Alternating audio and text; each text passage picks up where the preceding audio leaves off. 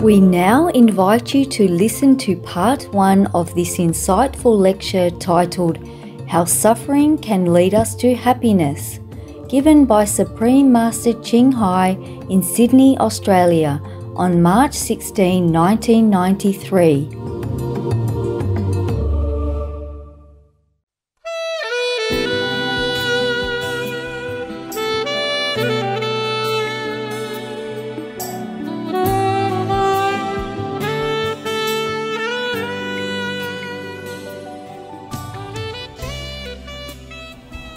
Good evening, my brothers and sisters. It is a great pleasure for me to be in your great country and in the great city of Sydney. You have taken for granted how beautiful your country is, but I appreciate probably better than you since I just came the first time. It's so beautiful and clean and friendly. I think the people of Australia are very lucky to have at least the outer paradise on earth. And should we have inner paradise as well, then we are perfect. We have the perfect condition. And we do not wish to be in any other heaven. I'm happy and grateful that you have reserved some precious time to come here, that we can get to know each other. I have not the desire to come in such a way, or I have no desire to come at all, even though I like Australia. But just the invitation, repeated request from my fellow practitioners in Australia that I have the honor to come here at all. But even then, in my heart, I have always the strong conviction that you and I are no difference. There's no distinction whatsoever between each of us. And that I have absolutely nothing to teach you except to exchange the love and all the things that God has given us. But since some of our fellow practitioners in Australia were so loving and so earnest in their request of my presence, that I have been brought here, perhaps by the love of the disciples, so-called disciples, and by the will of God, that I may get to know your country, that we might link with each other, at least through my humble presence. Maybe that is the only purpose that I should be here. But then, wherever I am invited to go, there will be always people who, perhaps humble in their attitude, or perhaps have forgotten their origin. That is their own kingdom of God, their own wisdom. And therefore, there will be always questions about how to seek the Buddha or God or the Christ power within themselves. And therefore it seems that my purpose of coming to some places is to share with the people in that native land some of my collected knowledge about how to return to our own wisdom or the supreme power within ourselves. Many times I was asked, why the title of the Supreme Master? Am I so arrogant to call myself the Supreme Master? I said, no, it's the name of my father. Just like you are Mr. Smith, and so your daughter is also Miss Smith. And it's also the name of our father, your father. And so you can also call yourself the Supreme. I actually forgot all about it, but just people keep reminding me. Now, in this world, we have found a lot of suffering as well as happiness. And most of the people would like to know why there is suffering. and how to find happiness.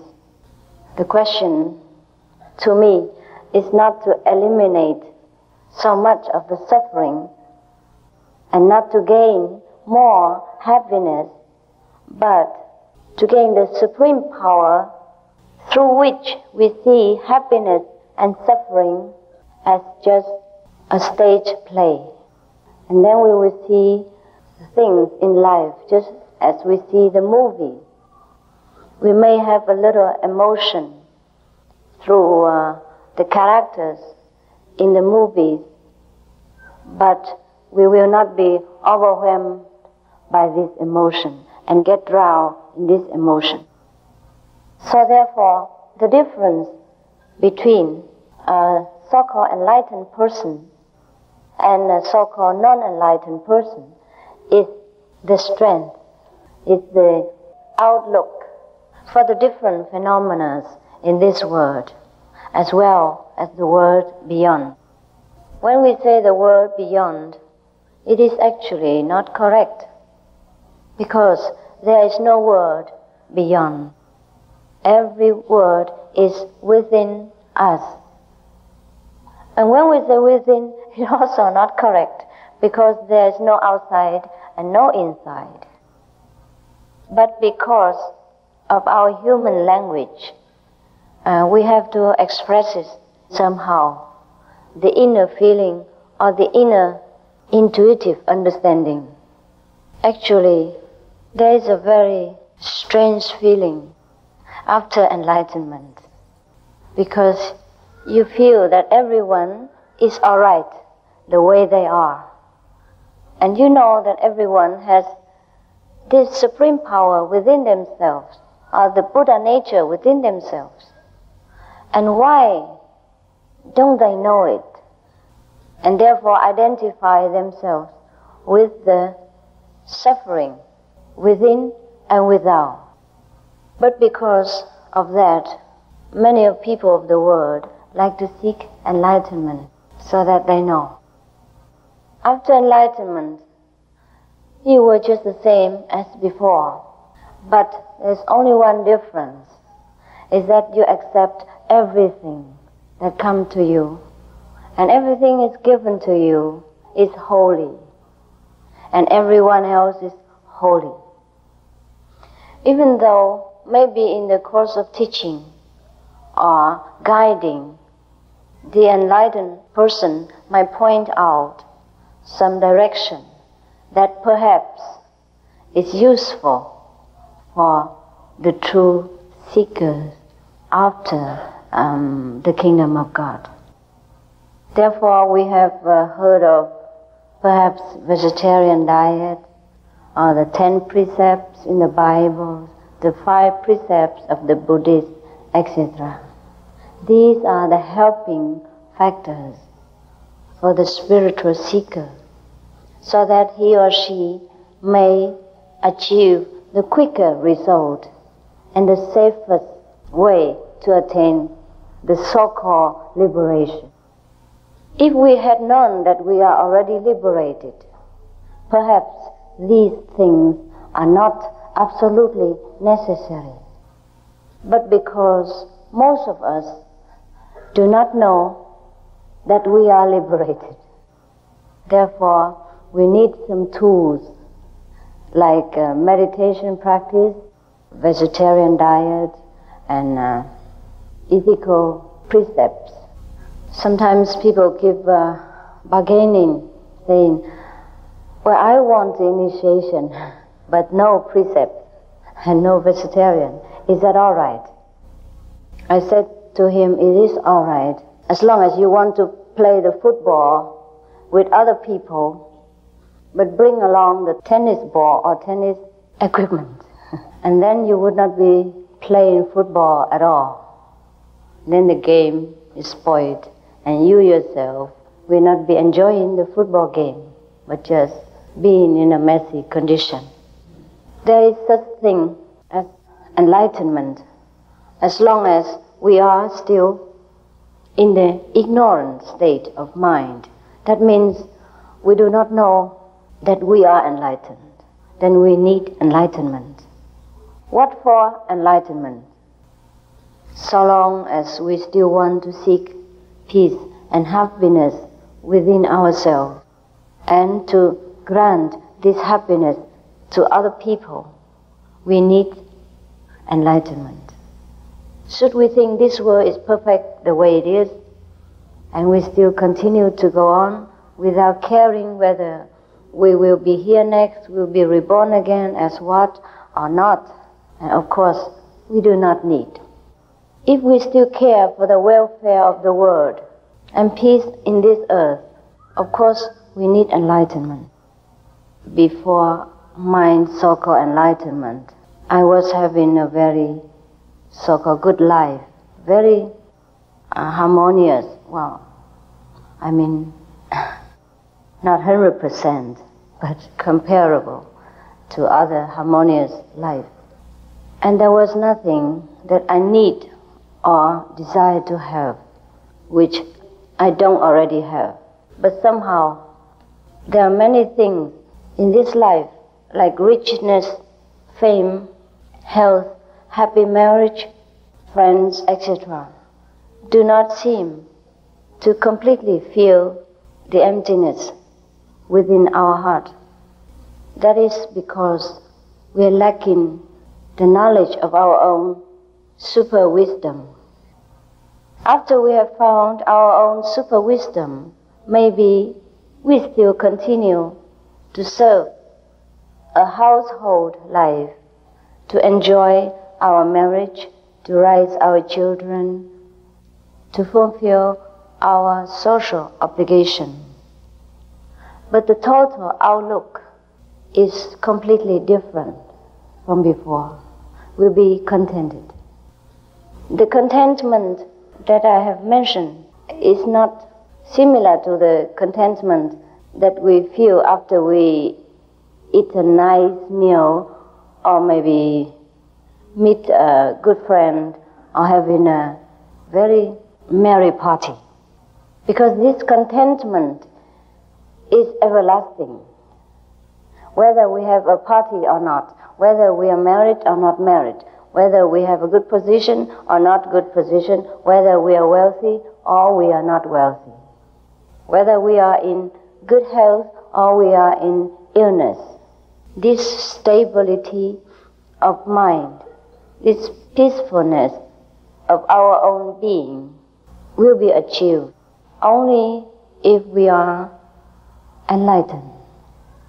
The cause of all suffering is not through an external condition, but it is truly from our own attitude. Just like, for example, many Indian monks or other countries' monks, they live a very simple life. They probably live in a cave or a tent, or they just sleep wherever they can. But they are very happy and contented, and they don't ask for anything. But to an ordinary person, if he is to be forced to spend his time in such a condition, he will feel very unhappy. And he will be forever striving to gain more rich or more fame or whatever in his mind appear to be desirable. Similarly, also in spiritual practice, if we do not find the best way, the fastest way to achieve our highest enlightenment goal, then we'll be also forever desiring spiritual experiences. Not that many other methods cannot offer us enlightenment. It just probably, it takes too long, and we will be exasperated by waiting too long, and nothing happened, or it happened just too little. It couldn't satisfy our longing for God, if you call that God. What is God? Many people ask me, is that a person or is it an impersonal power? I always told them it is both. If it should appear to you as a person to satisfy your longing, then it will be that way. If not, then you will perceive through intuitive understanding what God is. We imagine God is the fulfiller of our wishes, of our promises. But that is true, even though it is too materialistic a way to express what God is. We don't find God as a person who sits there and grants us every candy or cake that we want to have. But automatically, our life will be fulfilled. But we will be fulfilled even with or without candy. That is the paradoxical way of God. Because God is our own fulfilled self, our own very self. When we attain to ourself, we will never feel lacking in any way at all.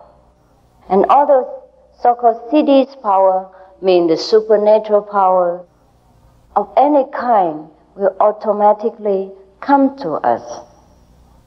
Most of the masters do not advocate supernatural power for fearing that we attach ourselves too much to the spiritual materialism, and therefore we have not the interest and the strength enough to go further into a higher realms of realization. In India there was a story about a king. He was a very good king and loving to his subject. Now one day he arranged that all his possessions, treasures, will be given to the people at large. Whoever needs anything can just come and satisfy him or herself at the exhibition without any condition at all. Because he has no children and no family ties, so he loved his people as his own. Everyone came and picked something of his heart's desire. But there was one girl. She came and goes straight to the back of the, probably the room or the place where the king exhibited all his possessions, and put her hand on his shoulders and asked, "Are you also available?" And the king was surprised. Say, "Why? Didn't you like any of the things that I have laid outside?" So the girl said, "No, I only like you."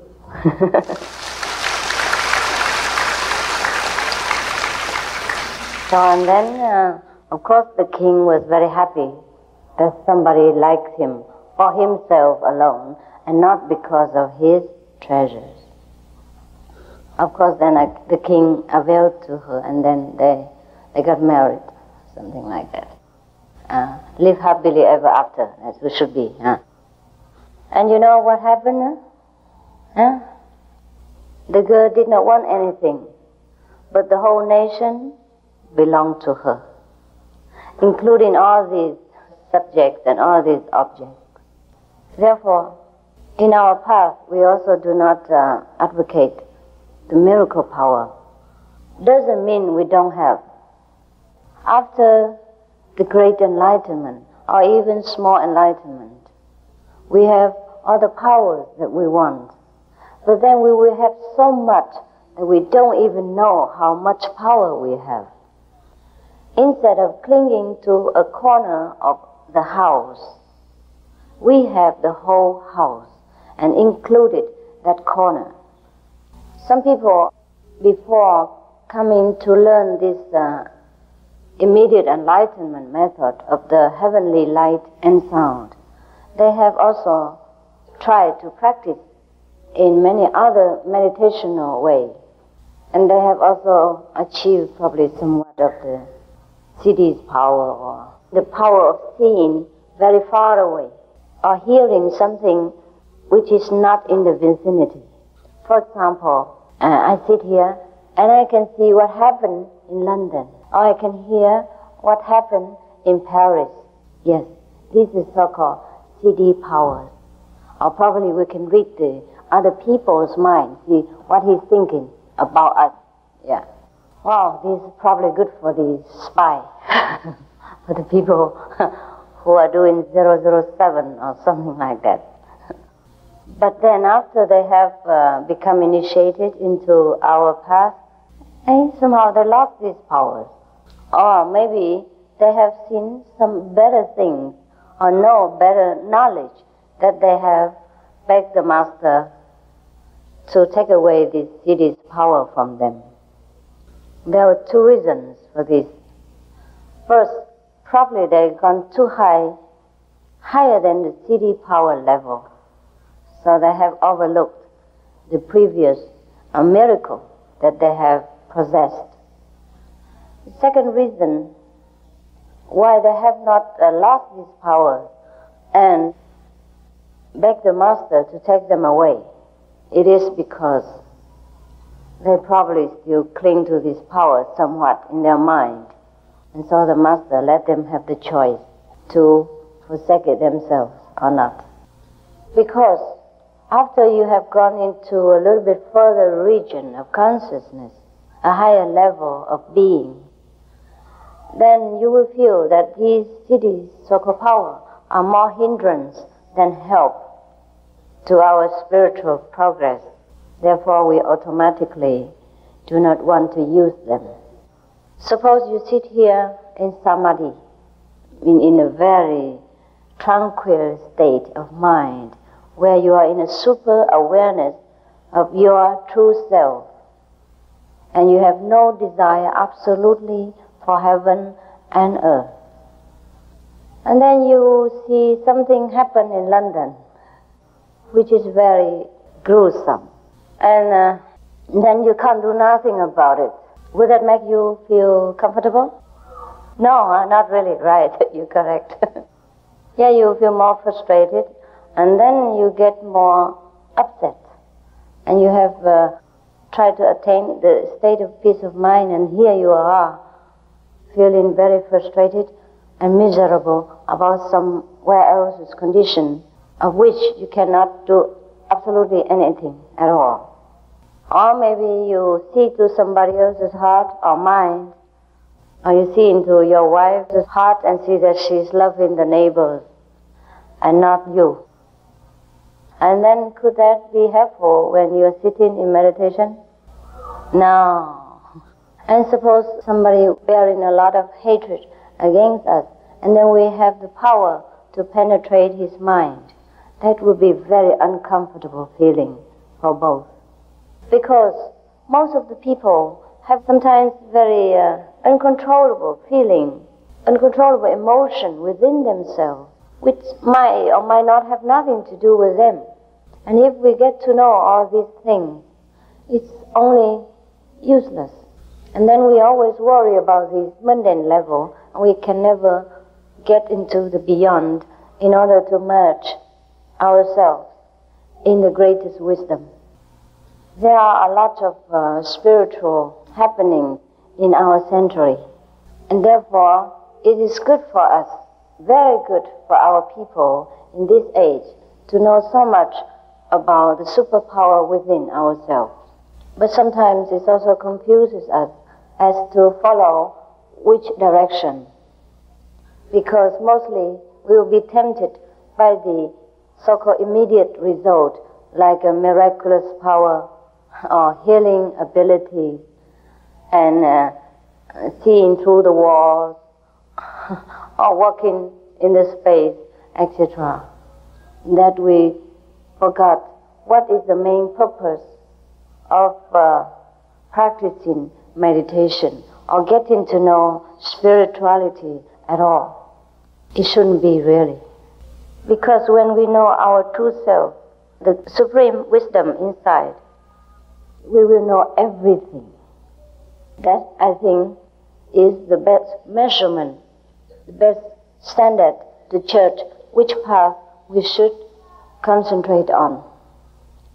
Therefore, Jesus also says, "Seek you first the kingdom of God, and all other things shall be added unto you."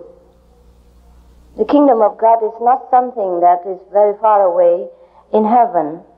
It is here right now. And we have them all within ourselves. We only have to unlock it and use it every day. And then we will see how better a person we become, how wise, how loving, and how satisfied a person we will become.